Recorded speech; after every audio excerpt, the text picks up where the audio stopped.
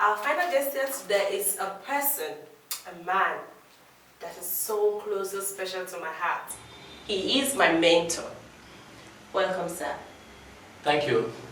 Can you please introduce yourself and tell us about your career? I'm Umar. Well, my official name is Umar Sise, but people call me Umar. And I am the founder and CEO of Project 77. It is a Pan-African kind of think tank that looks into problems facing the community of Africa and our individual countries and our community localities, basically. So we look into some of these problems, trace the root, and try to provide forward-looking solutions, because we believe what we need in Africa is not cosmetic solutions to problems, but sustainable ones. So that is why Project 77 is promoting the concept of Neo-Africanism, which is a new variant of Pan-Africanism. In other words, Pan-Africanism is a kind of overused expression which often carries with it a little bit of a negative strain based on certain misperceptions or certain extreme ways people have imported that expression to. So what we're doing is to make sure Africans believe that the solution to Africa's development lies with Africans, and we can no longer continue to blame outsiders for our problems, hence Neo-Africanism. That is what we do, added to the fact that we look into problems of communities basically and try to provide solutions to them, So that is what I do. How is Neo-Africanism different from Pan-Africanism? Yeah, like I just said, Pan-Africanism is a very great concept. It's bright. I think the conceivers of that concept had a vision for Africa. In other words, for Africa to be united in culture, in language, in many other respects, But along the line, it assumed a more extreme or probably racist kind of meaning, in the sense that it is more a blame against the white man for what he did to Africans in enslaving them. It is more about enforcing our values to the exclusion of outsiders and the like, That does not make it the sole meaning of it, but it is time, we thought, for us to probably reshape that expression and by extension the very concept into owning our own solutions towards progress and transformation of Africa. That is why we have Neo-Africanism. It is still a variant of Pan-Africanism. It is a subset of Pan-Africanism, but it is a new form of it. And that is what we implore Africans to embrace, basically. Yeah. Okay, so what platform do you use to showcase this Neo-Africanism? Many of them. This is just one. Television. We use the new media, we use traditional media. Just any way we can put our ideas across to people. Because Africans actually need outreach. They need young people to reach out to the elderly.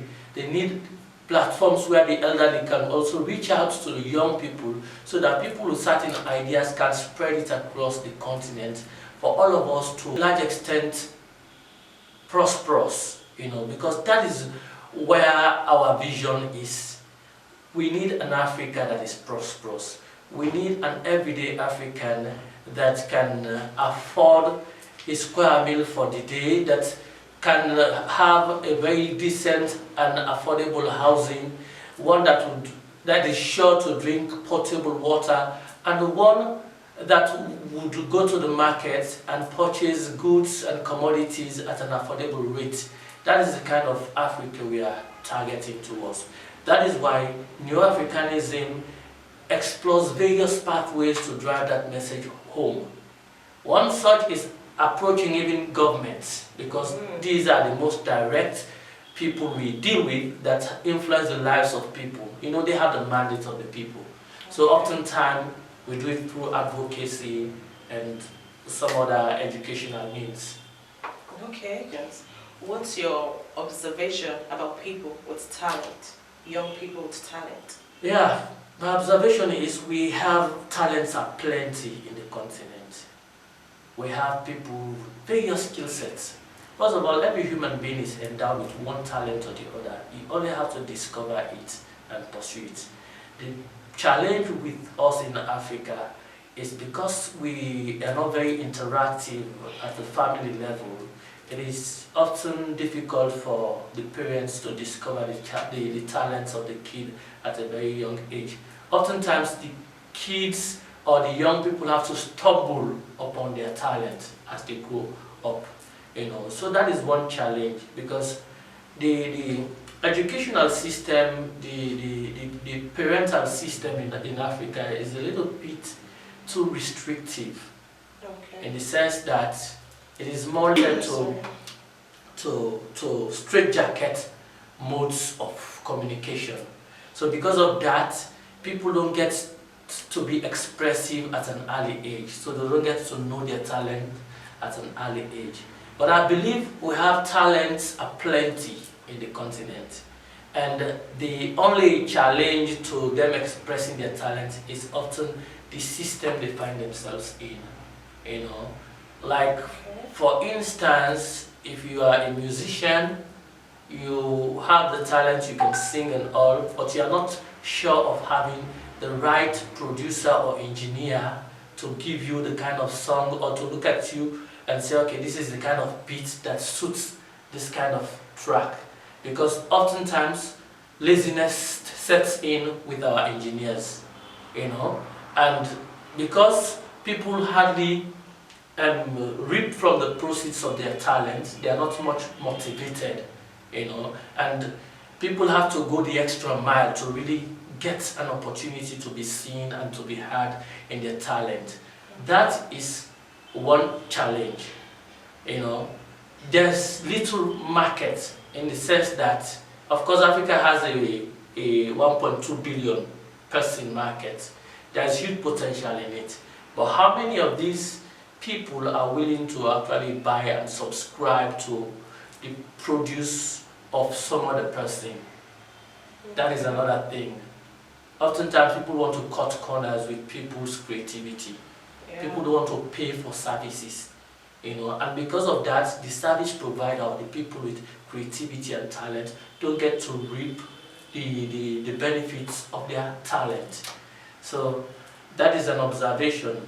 But all I can say is people just have to brace up, those with creativity, and put their shoulders to the wheel and continue to push. Okay. So what's your vision about Africa? Well,